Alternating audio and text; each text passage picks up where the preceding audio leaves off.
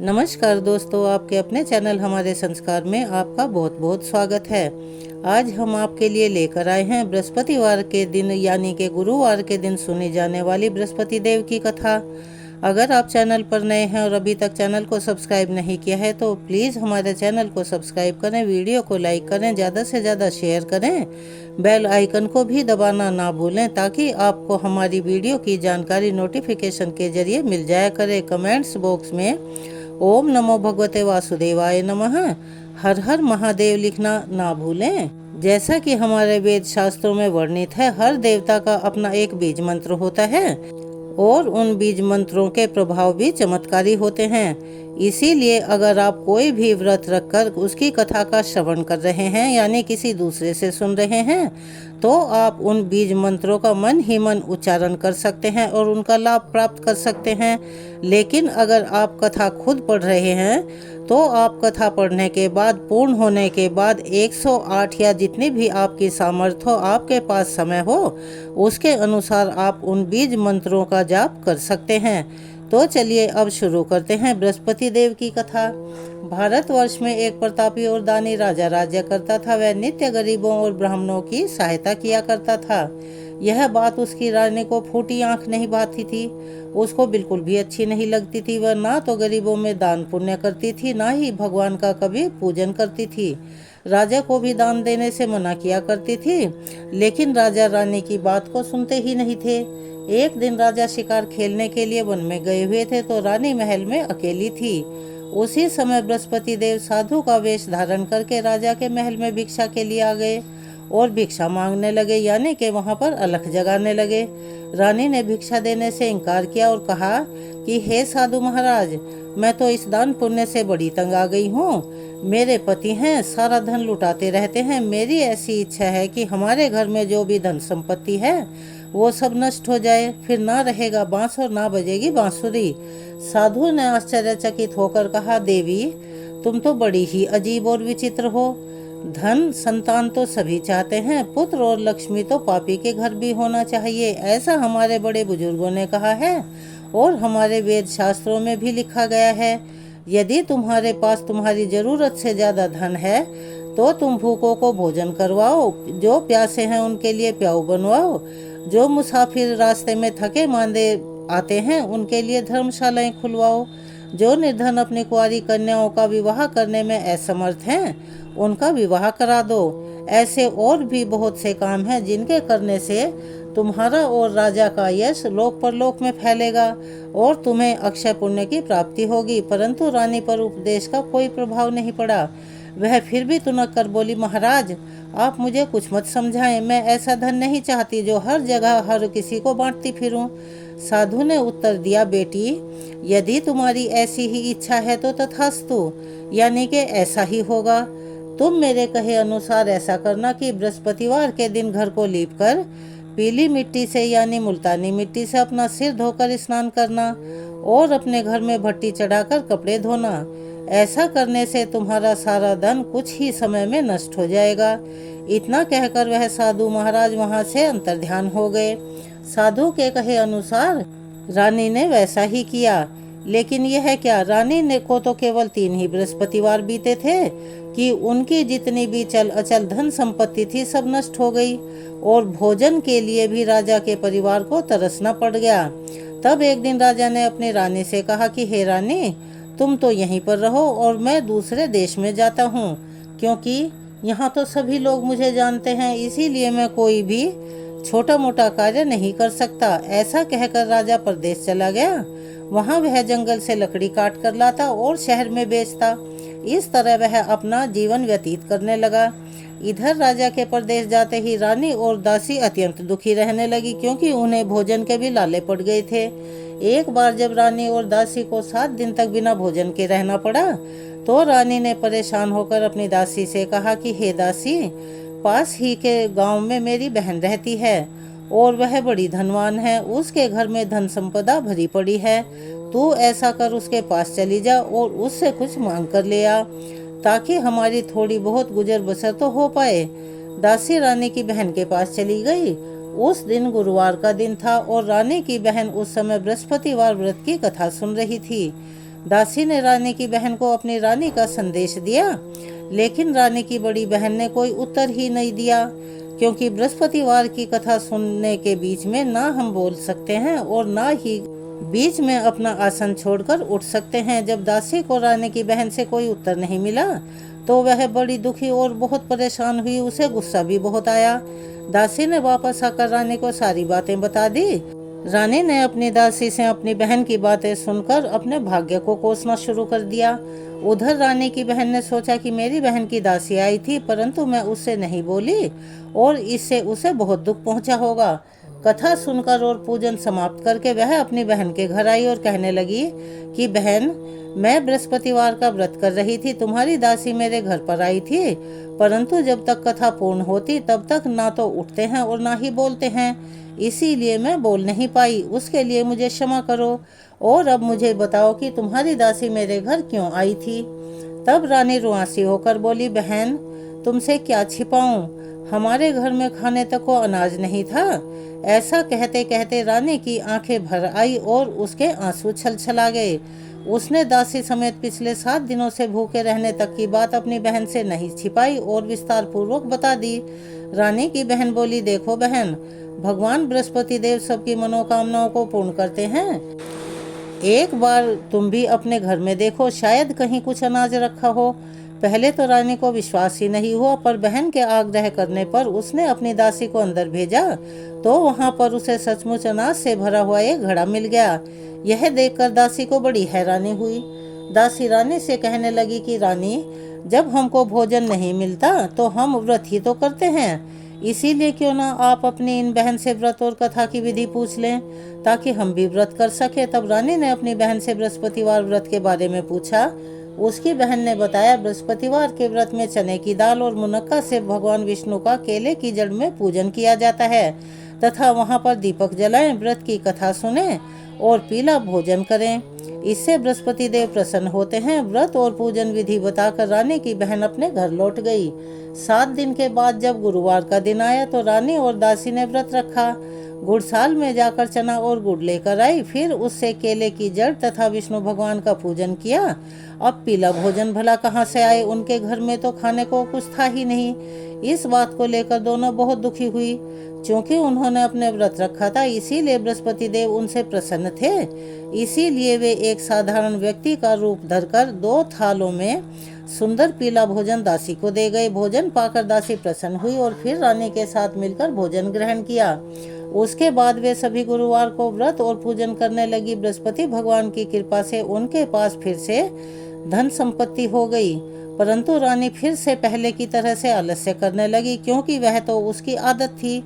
तब दासी बोली, देखो रानी, तुमने पहले भी इसी प्रकार आलस्य करके धन रखने में तुम्हें कष्ट होता था और तुमने सभी धन नष्ट करवा दिया था। अब जब भगवान बृहस्पति की दोबारा कृपा हुई है और हमें धन मिला है तो तुम फिर से आलस्य करने लगी। रानी को समझाते हुए दासी कहती है कि बड़ी मुसीबतों के बाद हमने यह धन पाया है, इसीलिए हमें दान पुण्य करना चाहिए, भूखे मनुष्यों को भोजन करवाना चाहिए और धन को शुभ कार्यों में लगाना चाहिए, जिससे तुम्हारे कुल का यश बढ़ेगा, स्वर्ग की प्राप्ति होगी और तुम्हारे पूर्वज और पितृ भी प्रसन्न होंगे। दासी की यह बात मानकर अपना धन शुभ कार्यों में रानी खर्च करने लगी, जिससे पूरे नगर में उनका यश फैलने लगा। एक दिन राजा दुखी होकर जंगल में एक पेड़ के नीचे आसन जमा कर बैठ गया। वह अपनी दशा को याद करके व्याकुल होने लगा। बृहस्पतिवार का दिन था। एकाएक उसने देखा कि उस निर्जन वन में एक साधु प्रकट हुए। वह साधु वेश में स्वयं बृहस्पति देवता थे, कोई और नहीं थे।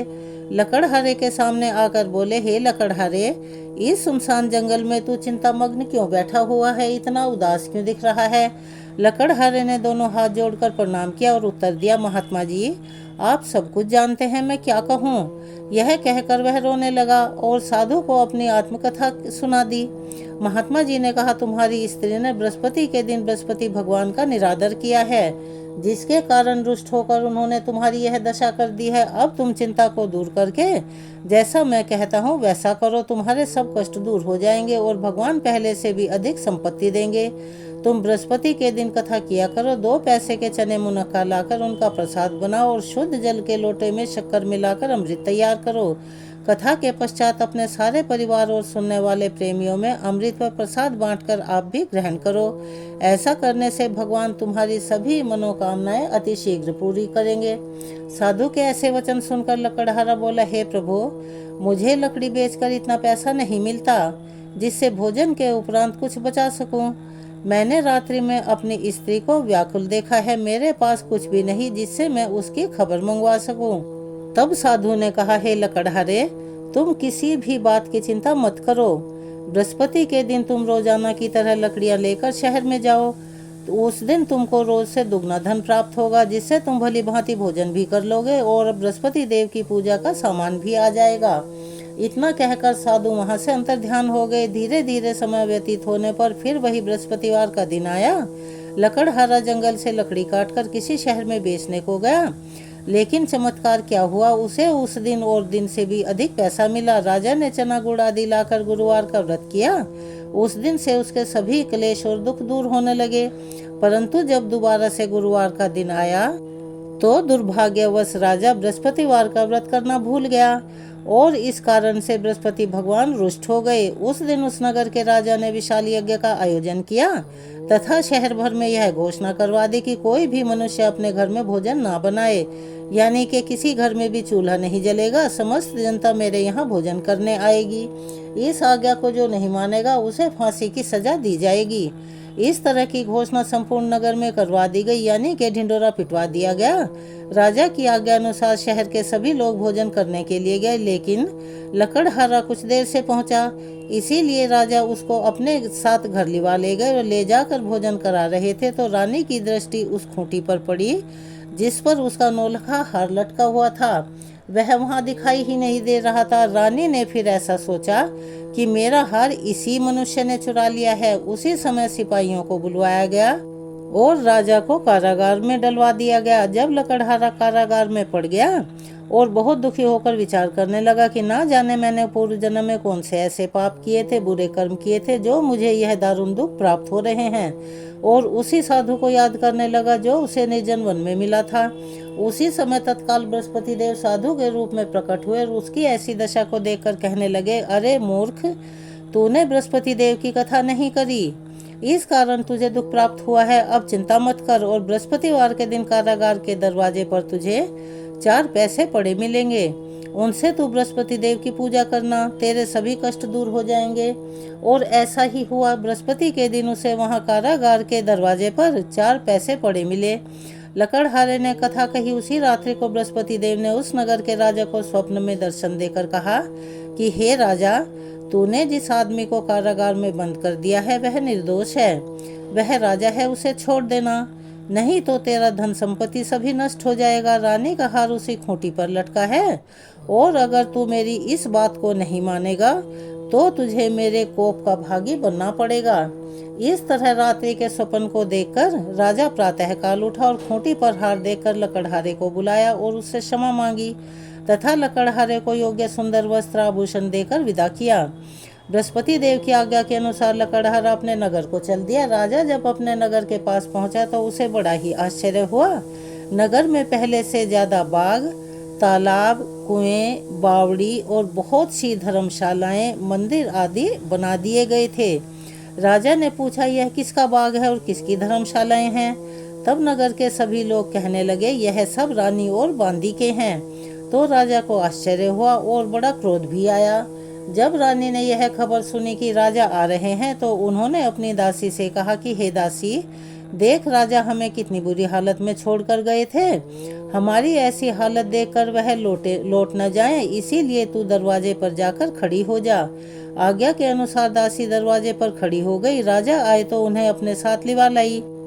तब राजा को क्रोध भी आया और उन्होंने अपनी रानी से पूछा कि यह धन तुम्हें कहाँ से प्राप्त हुआ, तुमने ऐसा क्या काम किया? तब उन्होंने कहा, हमें यह सब धन बृहस्पति देव के व्रत के प्रभाव से मिला है। राजा ने निश्चय किया कि 7 रोज बाद तो सभी बृहस्पति देव का पूजन करते हैं, परंतु मैं प्रतिदिन दिन में 3 बार कहानी तथा रोज व्रत किया करूंगा।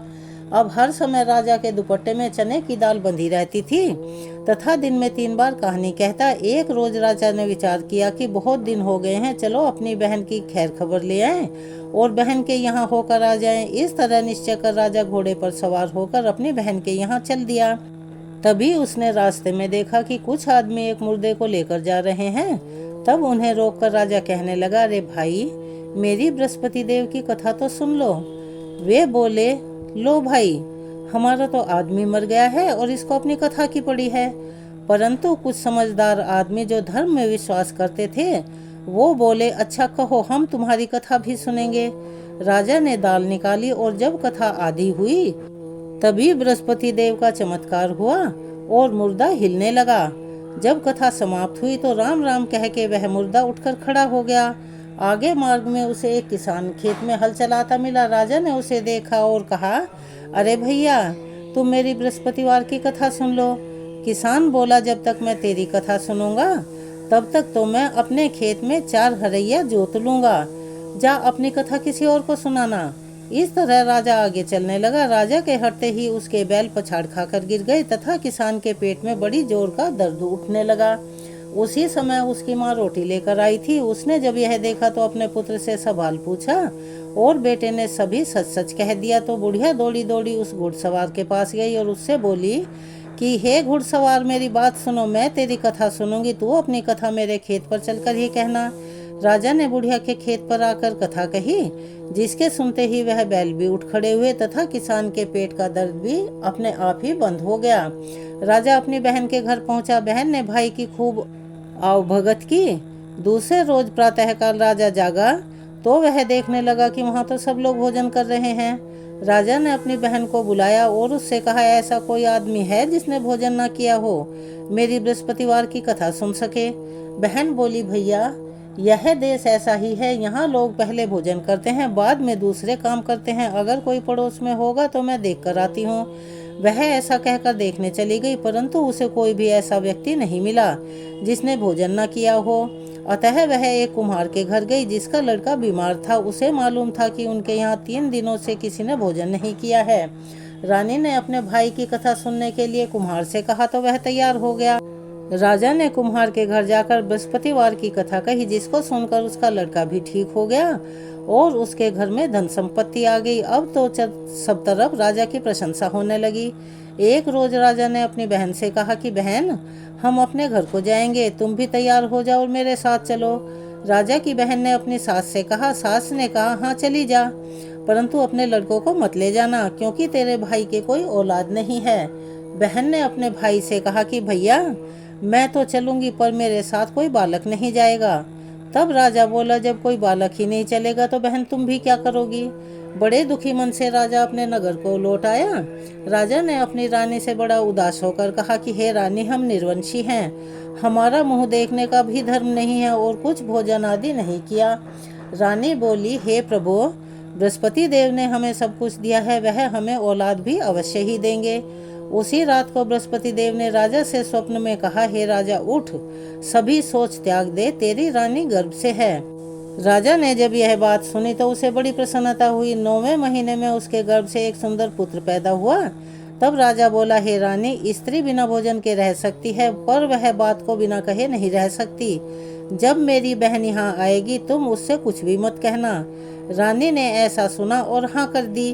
जब राजा की बहन ने यह शुभ समाचार सुना तो वह बड़ी प्रसन्न हुई और बधाई लेकर अपने भाई के यहाँ पहुंची।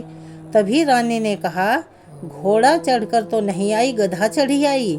राजा की बहन बोली, भाभी, मैं इस प्रकार न कहती तो तुम्हें औलाद कैसे मिलती।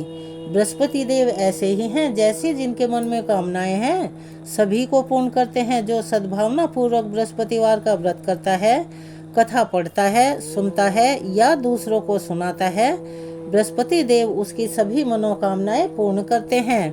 भगवान बृहस्पति देव ऐसे ही हैं, जितने जल्दी रुष्ट होते हैं उतने ही शीघ्रता से मान भी जाते हैं।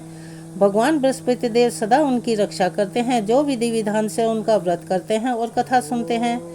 संसार में जो भी भक्त सद्भावना के से भगवान जी का पूजन व्रत सच्चे हृदय से करते हैं तो उनकी सभी मनोकामनाएं पूर्ण होती हैं। जैसी सच्ची और अच्छी भावना से रानी और राजा ने उनकी कथा का गुणगान किया तो उनकी सभी इच्छाएं बृहस्पति देव जी ने पूर्ण की थी। इसीलिए पूर्ण कथा सुनने के बाद प्रसाद लेकर जाना चाहिए। हृदय से उनका मनन करते हुए जय जयकार भी बोलनी चाहिए। चलिए एक बार मेरे साथ प्यार से बोलिए, बृहस्पति देव भगवान की जय। आइए अब हम सब मिलकर करते हैं बृहस्पति देव की आरती। ओम जय बृहस्पति देवा, स्वामी जय बृहस्पति देवा। छिन छिन भोग लगाऊं, छिन छिन भोग लगाऊं, कदली फल मेवा। ओम जय बृहस्पति देवा। तुम पूर्ण परमात्मा, तुम अंतर्यामी, स्वामी तुम अंतर्यामी। जगत पिता जगदीश्वर, जगत पिता जगदीश्वर, तुम सबके स्वामी। ओम जय बृहस्पति देवा। चरणामृत निज निर्मल, सब पातक हरता, स्वामी सब पातक हरता। सकल मनोरथ दायक, सकल मनोरथ दायक, कृपा करो भरता। ओम जय बृहस्पति देवा। तन मन धन अर्पण कर, जो जन शरण पड़े, स्वामी जो जन शरण पड़े। प्रभु प्रकट तब होकर, प्रभु प्रकट तब होकर, आकर द्वार खड़े। ओम जय बृहस्पति देवा। दीन दयाल दयानिधि, भक्तन हितकारी, स्वामी भक्तन हितकारी। पाप दोष सब हरता, पाप दोष सब हरता, भव बंधन हारी। ओम जय बृहस्पति देवा। सकल मनोरथ दायक, सब संशय हारो, स्वामी सब संशय हारो। विषय विकार मिटाओ, विषय विकार मिटाओ, संतन सुखकारी। ओम जय बृहस्पति देवा। जो कोई आरती तेरी प्रेम सहित गावे, स्वामी प्रेम सहित गावे। जेठानंद आनंद कर, जेठानंद आनंद कर, सो निश्चय पावे। ओम जय बृहस्पति देवा। यहाँ पर भगवान की आरती संपूर्ण होती है। चलिए एक बार प्यार से बोलिए, जय हो बृहस्पति देव भगवान की जय, विष्णु भगवान की जय। अगर आप चैनल पर नए हैं और अभी तक चैनल को सब्सक्राइब नहीं किया है तो प्लीज़ चैनल को सब्सक्राइब करें, वीडियो को लाइक करें, ज़्यादा से ज़्यादा शेयर करें, बेल आइकन को भी दबाना ना भूलें। कमेंट्स बॉक्स में ओम नमो भगवते वासुदेवाय नमः, हर हर महादेव लिखना ना भूलें। अपना प्यार और सहयोग हमें ऐसे ही प्रदान करते रहें। धन्यवाद।